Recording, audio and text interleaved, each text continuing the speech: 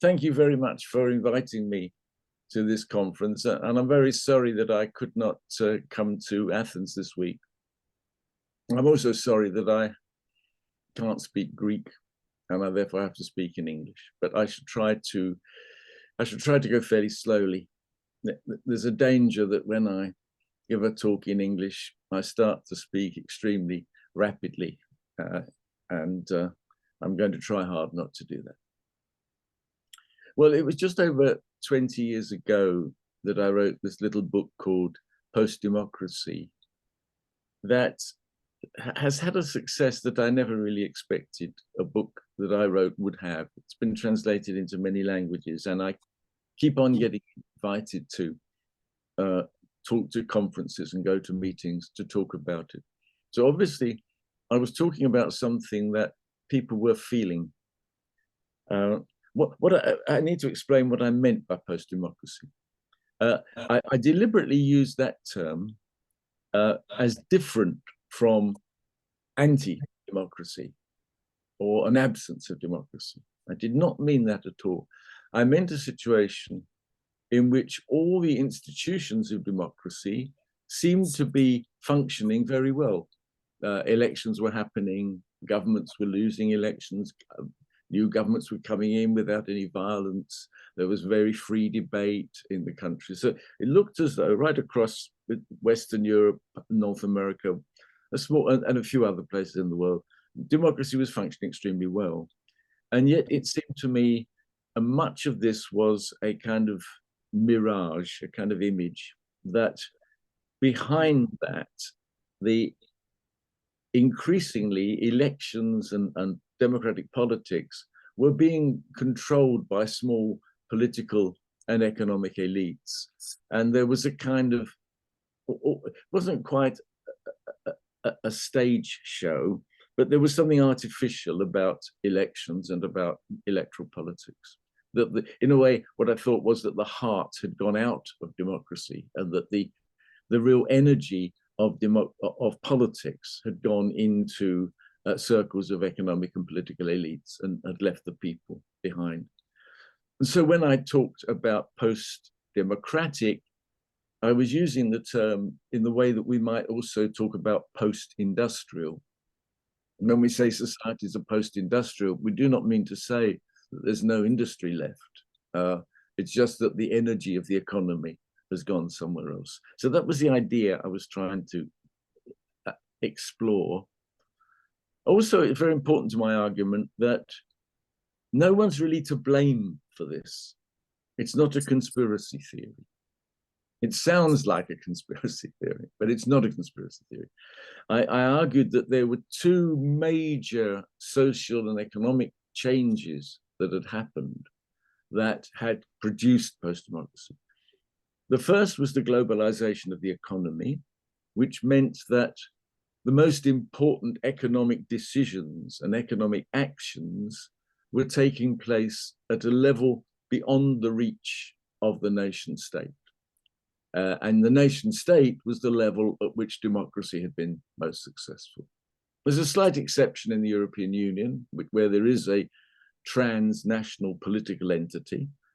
But in general, politics stops at the nation state, or democracy stops at the nation state, and the economy was becoming a global one beyond the reach of that. So that was the first change that had taken place, that weakened the reality of democracy.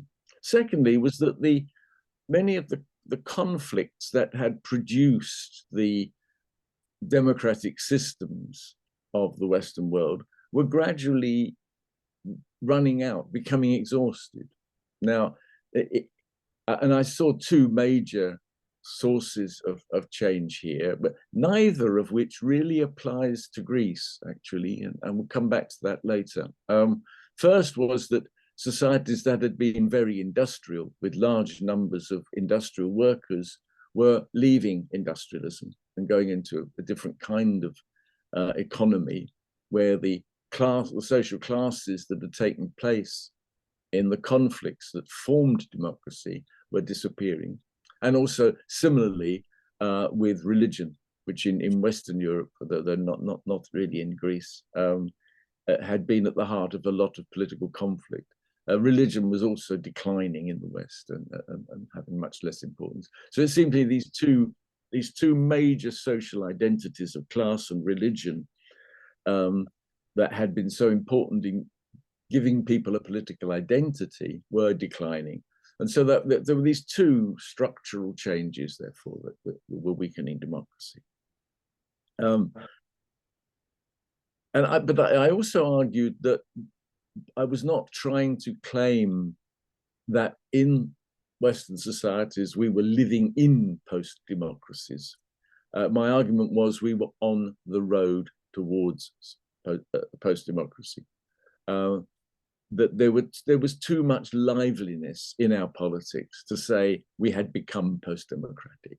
And in particular, I pointed to three movements that showed there was a lot of life left in politics.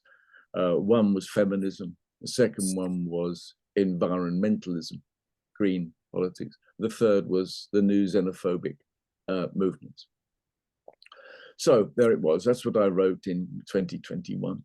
In 2001. So then 20 years later, I thought it would be a good idea to see if we had come much further on the road towards post-democracy. So I produced a second book called in English Challenges to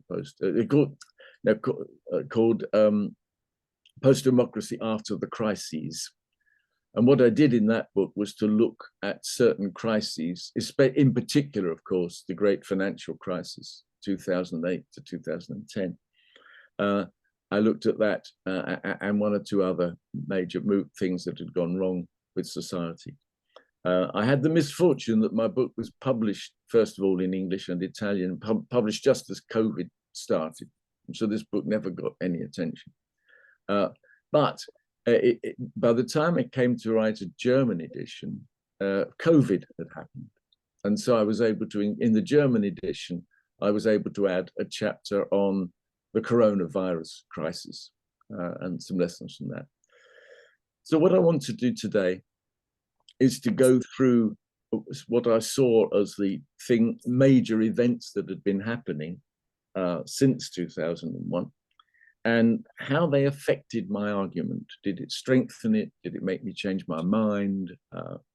And the conclusions of that are quite complex. Yes, I did want to change my mind about some things. Yes, we were still on the road towards post-democracy.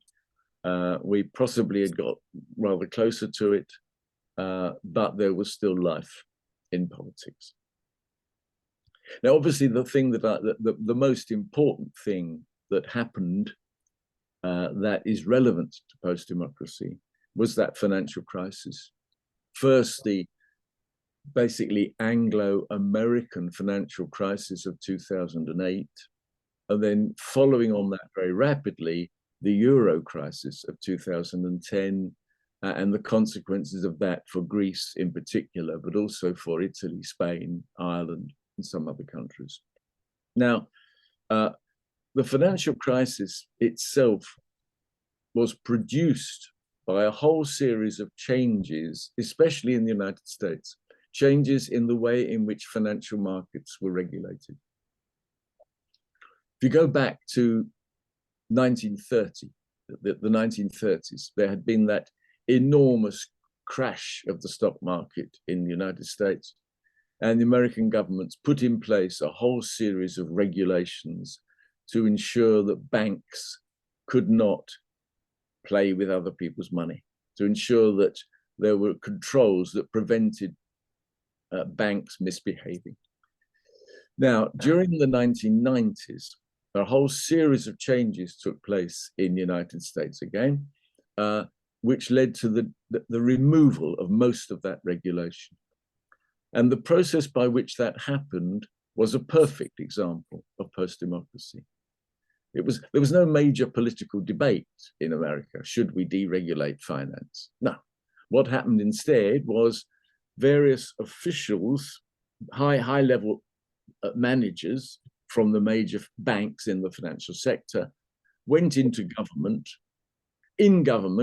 changed laws and regulations to make it easier for their banks to escape regulation, and then they would normally go back to their bank again. There's this process in the United States called the revolving door. And this is people go from business into government, and then they come back out again, back into their old jobs. And while they're in government, they're able to fix a lot of things to help their firms and their sectors. And that's what had happened. The deregulation was carried out basically by bank officials becoming government officials and then going back to their banks. And in the process, they reduced massively the controls that prevented banks from misbehaving. So, and to me, that's a perfect example of what I mean by post-democracy. The politics becomes something that takes place in small circles of economic and political elites, and democracy has nothing to do. Democracy doesn't touch. The consequences were that when banks start to misbehave, they misbehave very badly, and they did destroy us all. And what happened was they developed this way of some changes in rules meant that you no longer measured the value of assets by their real value in relation to a firm's activities. Assets were measured by what you could sell them for in the market, which is a completely different thing. And what you could sell them for in the market is what someone else would pay for it. And what someone else would pay for it is what they thought someone else would pay for it. And it went on and on and on in a kind of almost infinite chain. And so people were selling assets, buying assets without knowing what they were owning. And it seemed the system could go on forever, because at that time, in the 1990s, the collapse of the Soviet Union meant that there was no longer a separate communist world that did not interact with the capitalist world. China, again, was also entering the capitalist world. So there were vast sums of money flowing around. And it really did seem that people could just go on making money by guessing what other people would pay for assets. And in the end, this would be all right so long as no one said, there might be something wrong here. But eventually, various things happened that led people to say, there might be something wrong here. There was a collapse of confidence, and we then got that crisis that we all saw. And then the way in which the crisis was dealt with was another example of post-democracy in action.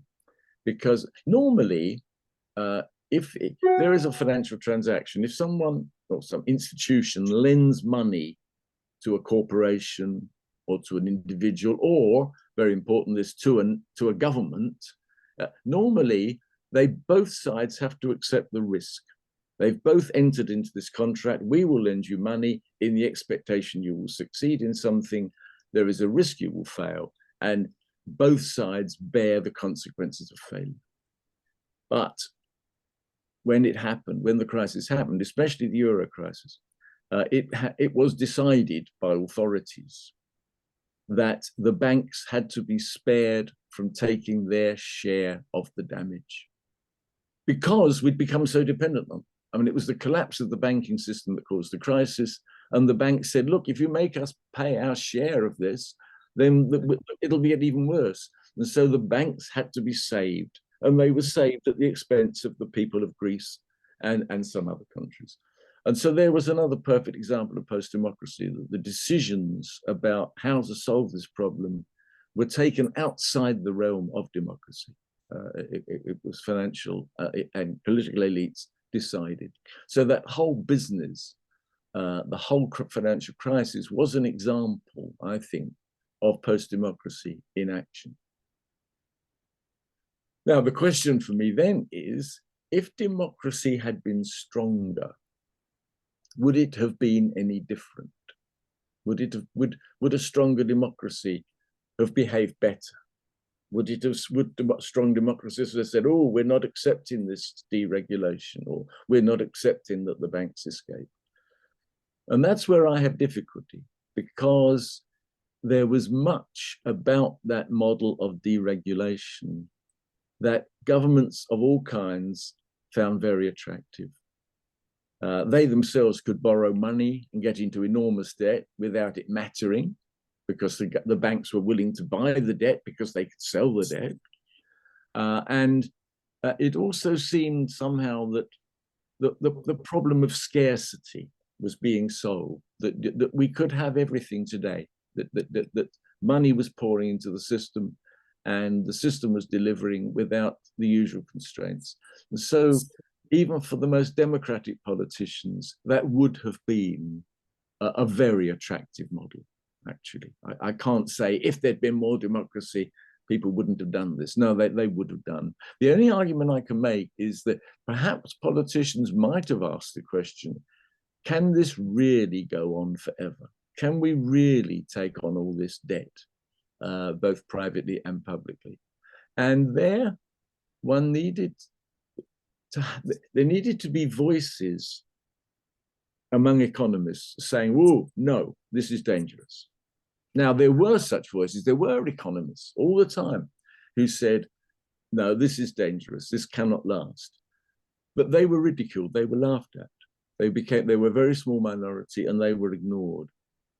So the question is not whether democracy would a stronger democracy have made it better. The question is, could we imagine a world in which there had been more variety, diversity, pluralism in the economic advice that was being taken? Now, a plurality, a variety of advice can only really happen if there is democracy, because where there's no democracy, there is no diversity. Right? So one can argue, yes, if there had been stronger democracies ought to have made sure there was more diversity, but the actual answer to the question, could we have done better, would depend on there being much more pluralism in knowledge, especially in economics. So it's a double problem. Democracy is necessary to get plurality, but it's not enough. And they needed something else. There needed to be a difference in the way in which the world of political advice was structured.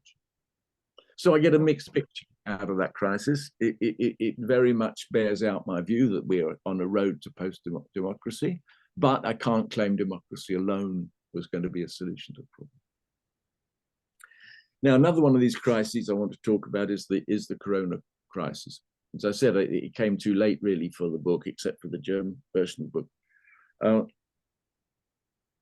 The Corona crisis, in a way, was an interesting test for the quality of our politics. And I want to talk about 3 things that we learned from the Corona crisis. 2 of them I wrote about it in the German version of the book.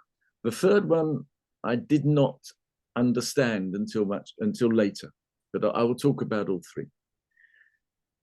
First, now here, this is very much a British story now. It may also have happened in other countries, but I think Britain has been the main example of it. And that was that politicians used the sense of crisis and emergency in order to avoid the rules that normally govern the giving of contracts to private firms. See, normally, and this is something that democracy has given us, normally there are rules about when governments can give contracts to private firms, that there has to be competition for the contract, the process has to be transparent and open, there have to be good reasons why a particular firm wins a contract. These are all protections against corruption. And in a way, we are grateful to democracy for giving us those rules. Now, what happened in the Corona crisis in Britain is government's ministers said, this is a crisis. We've got to act very, very quickly. We need the production of masses and masses of protective equipment, face masks, gowns for doctors, eventually medicines, that there was a need to buy vast quantities of material that people had not prepared for. Therefore, ministers said, therefore we cannot follow the normal rules. The normal rules about giving contracts take time. There has to be a period where we open an invitation to contract. we receive the bids, we judge which bids are the best ones. We have not got that time. So, no rules. We will go to our friends and we'll offer them contracts to make protective equipment, even if they have had no experience of making this equipment in the past. And so billions of pounds sterling was spent on awarding contracts to the friends and associates of government ministers and to people who give money to the Conservative Party in order to make protective equipment, much of which has been turned out to be wasted money. Often the equipment was no good because the people were inexperienced. And in fact, now the government itself is taking legal action against many of the people to whom it gave contracts. But what I saw, what we can learn from that is, if governments have an excuse not to follow the rules, and the crisis gave them an excuse, if they have an excuse, they will ignore the rules. The temptation the whole time towards corruption is so strong that without strong rules of transparency and openness are necessary for governments to behave properly. And again, it showed the importance of strong democracy here in order to ensure those rules are maintained. So that was something very sad that we, certainly in Britain, something very sad we learnt about the quality of our democracy. Also, there was something, though, very good that we learned about ourselves in the corona crisis. And I think this happened in most societies. Two things we learned that were good. First, of course, during the crisis, ordinary people took much more interest in politics than they normally do. Here was something really important. So it was like a war where people suddenly, what government does, what debates there are around government policy suddenly became of massive interest, which in a way itself reverses post-democracy because people become deeply involved in what's happening. Secondly, we saw enormous developments of acts of kindness and of neighborliness, of community, that people everywhere moved to help other people, but people took all sorts of actions. And this showed the strength of civil society. And the strength of civil society is very important to the strength of democracy. And so it seemed to me there were two very good things came out of this. We learned how strong our civil societies were, and also it seemed more interest was being taken in the political process. Now, the question, and I wrote some things at the time about what I called the COVID moment. I said there would be a short period during which we could build on that. We could build on that increased interest in politics. We could build on that social solidarity that had been revealed in order to restore our collective life. Now, was I right in that optimism? Has that happened? It has a little bit, I think. And some important developments happened at the level of the European Union, in that and this is relevant now to the financial crisis, that there was a relaxation of many of the rules about public spending. And there was a realization that we need public spending, we need collective action. The policy of austerity that we'd had since 2010 was just destroying our societies, and we needed to go back on that. And I think some permanent lessons have been learned there, although already one sees moves to try to go back on some of those and to assert strictness again and austerity. But something came out of all that. I don't think politicians in many countries really took advantage of the COVID moment. It was a temporary thing. I don't think it's really lasted in the way I thought it might. But still, we did learn some good things about our societies and their strength. But the third lesson of COVID, I did not think about at all in the chapter in my German book. I do not mention this. And this is another bad thing that came out. that the COVID crisis helped the spread of conspiracy theories. Already on social media, there had been the development of the theories that there is a deep state that somehow is manipulating the whole world, and this is very, very important in the political movement behind Donald Trump, for example.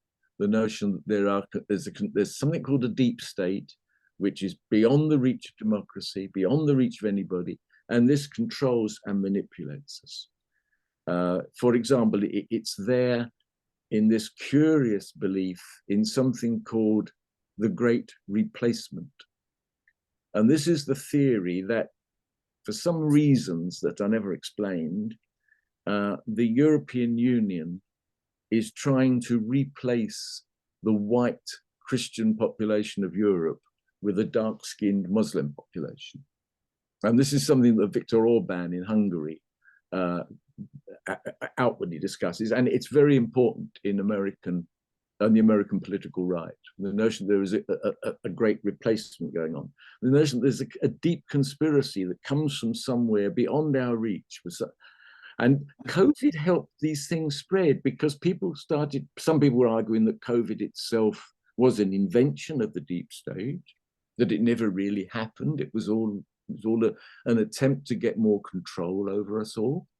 And then it came up very strongly, of course, in campaigns against vaccination. There was this belief that the vaccine against COVID was being manipulated mainly by Bill Gates in order to poison us all and to control us all. And these beliefs became very widely spread. And the fact that there was this COVID emergency, the fact that we all had to behave, we all had to obey in ways that we don't normally do in order to avoid the illness, really has fed these conspiracies. That was something I hadn't seen, but it has been a legacy of COVID, and and the growth of conspiracy theories at the moment is something very important in politics everywhere, actually. And it keeps appearing in all sorts of new ways. And just give another example from my own country, from Britain. We have a movement, I think it also appears in some other countries. It's called the 15-minute city. Now, the 15-minute city policy says that you ought to be able to find, if you live in a city, within a 15-minute walk of your house, you ought to be able to find some shops where you can buy food. You ought to be able to find a pharmacy. You ought to be able to find a doctor, and various other things that you ought to be able to find. And local governments say our aim is to try to encourage shops and medical practices to come into areas so that no one needs to walk more than 15 minutes to get these basic things. Now, this has been used very strongly by conspiracy theorists to say, aha, that's the first step. The second step is to say you are not permitted to walk outside those 15 minutes. And even the British government has started to say this is what the real plan is. And one realizes there is an attempt going on to find conspiracies that seem to come from some deep state. And it has become very important, that kind of argument has become very important to the new, well, they're not new now, xenophobic populist movements. And that's the third theme I want to talk about is populism. Now, I try to avoid the term populism, actually. I talk about it and write about it if I'm writing about other people who've written about it. But I prefer to avoid the term. And I think Serafim Seferiades has written very well about the very, very difficult nature of this term. It's being used as a kind of phrase to cover a wide variety of things. As I say, I don't like it.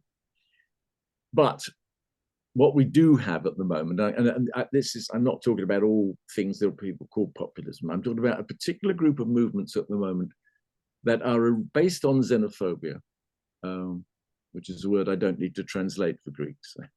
Sometimes you need to translate xenophobia but into another form of words. That there are very important political movements based on this hatred of foreigners. Partly it's hostility to other nations, partly it's hostility to immigrants and ethnic minorities within the country. And there are movements that start from public concern about these things to build movements that have other messages as well. Now, and these people use the conspiracy theories very much. And of course, the Great Replacement theory is a xenophobic conspiracy theory. Now, my problem is that a lot of the language used by the xenophobic populists is very similar to my language about post-democracy. When I talk about decisions moving away from the sort of democratic area into small elites of small business and political elites, that you could think I'm being a populist conspiracy theorist, but I'm not. I've got to explain why I'm not. What is wrong? Well, if these people are exposing the same things I'm exposing, why don't I support them? Firstly, because the idea that foreigners are to blame for all of our problems is just false. There are other reasons why we have problems, and we need to look at those. So look, the idea that it's all about foreigners is false. Then secondly, there is the way in which these groups form their movements. And this is what I think is when people use the term populism in a particular way here. Normally what happens is a central individual appears as the leader, who's presented as a great man. They're usually men, though in France and Italy they're women.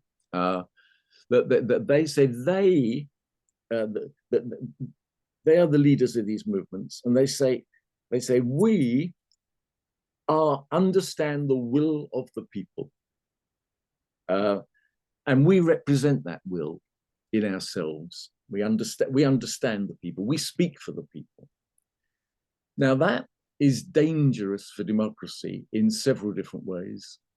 First, it leads to the view that if you've got this one person who speaks for the people, then all you need to do is to give them all power, because they are the people. So democracy can take the form of giving them power. You don't actually need parties and elections. So that obviously is deeply dangerous to democracy. Secondly, when they talk about the people, they very much use the singular, because that's the problem with the word people. It is both singular and plural in English. But the notion there is a people that has a will. So there's that notion of the will, the singular will of the people. Now, democracy depends on an understanding that we are not united, that we about all important issues that affect us, we are nearly always divided. There's disagreement, that we choose different, want to pursue different paths. And democracy is about trying to come together and break out of these conflicts. But if you say there is the will, the singular will of a singular people, it denies variety and diversity, denies disagreement. And it's even worse than that, because it means that the people who do not support that will of the people are enemies of the people. That again, another British example of this, we had a few years ago during the debates over Brexit, the government was worried that it might lose votes on Brexit in the House of Commons, and so it closed Parliament down early, 2 weeks early, before Christmas. And this was taken to court, and our Supreme Court said it was illegal to close down Parliament early. The newspapers that supported Brexit and supported the government had headlines with photographs of the judges of our Supreme Court with the headline, "The Enemies of the People." Because the judges had said Parliament should continue to sit, They were opposing the singular will of the people that didn't want a parliamentary debate. Now that was a very dangerous moment for us, really, for British democracy. In the end, it passed. But that notion that the leader represents the singular will, anyone who disagrees with that isn't a real person. So they become an enemy. That, of course, is death to democracy. And then, of course, the use of foreigners as the enemy means there's no need for us to have internal disagreements, because we've got these foreign enemies. We've got immigrants, we've got the European Union, we've got Mexico. There's various enemies outside, and so we all unite against them. Therefore, there is no need for internal debate. Therefore, there is no need for democracy. And so the xenophobic populist movements, although they look as though they are speaking up for the people, speaking up for democracy against elites, actually they are not post-democracy, they're anti-democracy. That would be where that difference between post and anti becomes important. Post-democracy, the forms of democracy carry on. Anti-democracy, you start trying to destroy even those forms. And so that's another move. That's something else that's happening at the present time that makes me think we are moving into something worse than post-democracy, actually, because at the moment, in almost every country, except perhaps Greece, actually, there are important populist movements of this kind, especially in Central and Eastern Europe, in the old communist bloc. They're very, very important indeed. I suppose the leader of them is Orban in Hungary, but Donald Trump is very much of this kind. Boris Johnson in Britain, he's now gone, but he was a leader of that kind. Duda in Poland, but they've simply had a defeat. But Erdogan, Netanyahu, various people in Italy, in France, in Germany, there are movements of this kind everywhere, and they're getting stronger. So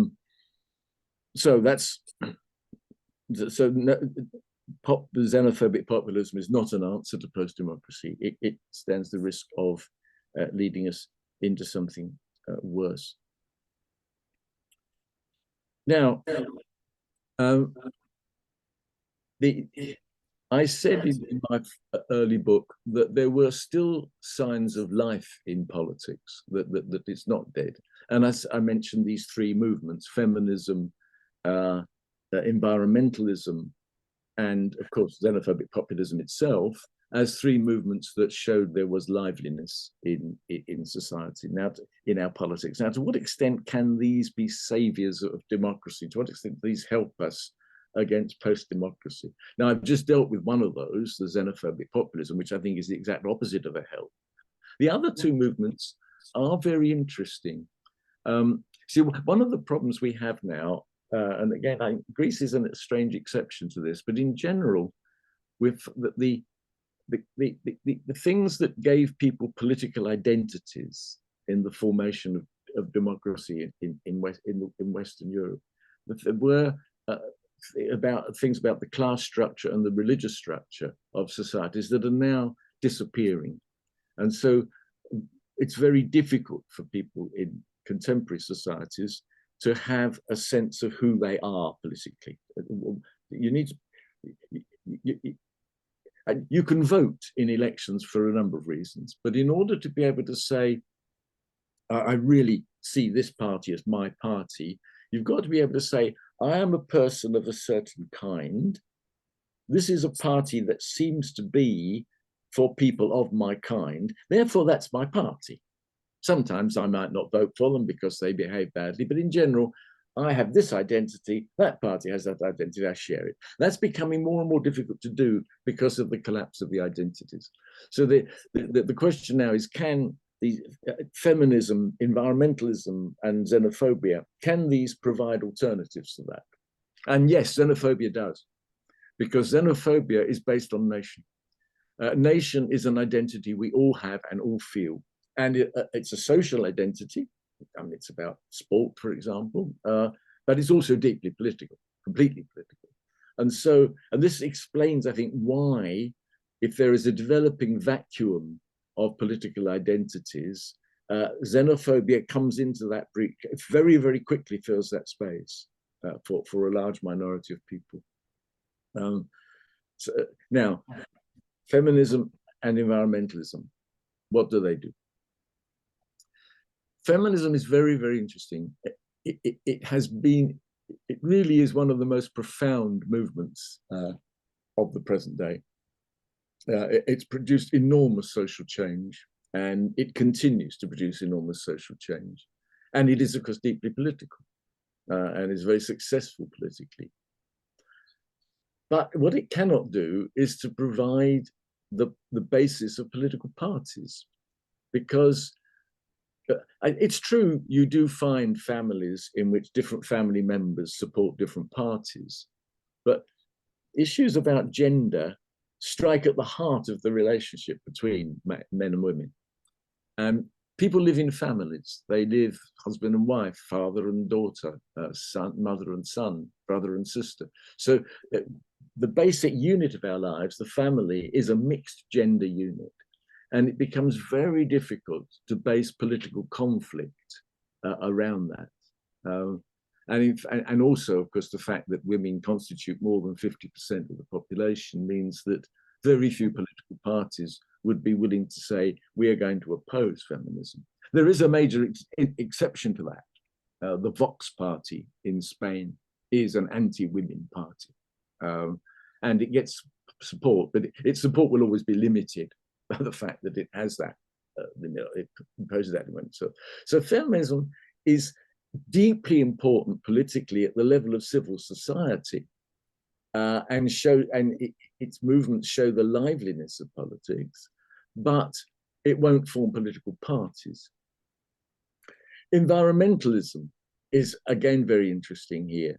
Now, the green movements in Western Europe all started, well, most of them started in the 1980s, some a bit later. They are addressing the most important issue that faces us, but far more important than anything else. And yet, green parties are tiny, small, in comparison with the xenophobic parties that are now developing. And I think that, well, why is this? One would really expect environmentalism to be a seriously important force in politics. Why are they not so strong? Why are they not strong? And here again is because environmentalism is not a social identity. It's something you understand at a kind of intellectual level, not just intellectual level. I mean, you can see the forests on fire in the summer. You can see climate change happening now, but it's not something about a social identity. Except, and here I think something is happening that's interesting, for a young generation, it is a social identity, actually, because they can say, we the young, it's us and our children that are going to suffer from climate change. You old people, you've enjoyed having fossil fuels, giving you cheap energy, you're going to die soon, and you're leaving us with this horrible planet. So in a way, there is a kind of generational conflict developing around the environment, which I think means that environmentalist parties probably will become more important in the future as a set of social identities. Also, if you look at the votes for green parties in those countries where they're strong, they are almost entirely based on large, very forward-looking, high-tech cities. It's an irony. The green movement is an urban movement. Right? Cities with very advanced skills are where you always find the green movement. So there is a social identity behind it, but of course it's a rather small one. It's a minority of the population. So as I see our politics developing in the future, I see the old parties that have been around for quite a while still there because they've got deep roots, but they're getting weaker and weaker all the time. Alongside them and growing out of the new society are these two movements of xenophobic nationalism, xenophobic populism, and green movements. And the most powerful of them all are the new xenophobic movements. So we're on the road to post-democracy, yes, but we might be on the road towards something rather worse than that. Well, I'll stop there. Thank you very much.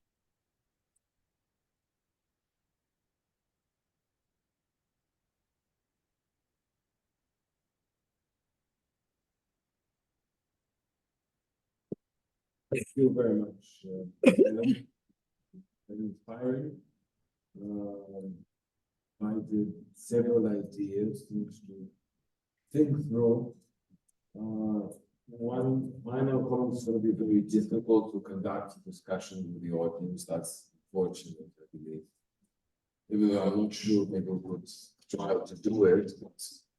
All the same, I wanted to thank you. I just want to solicit sort of a conclusion that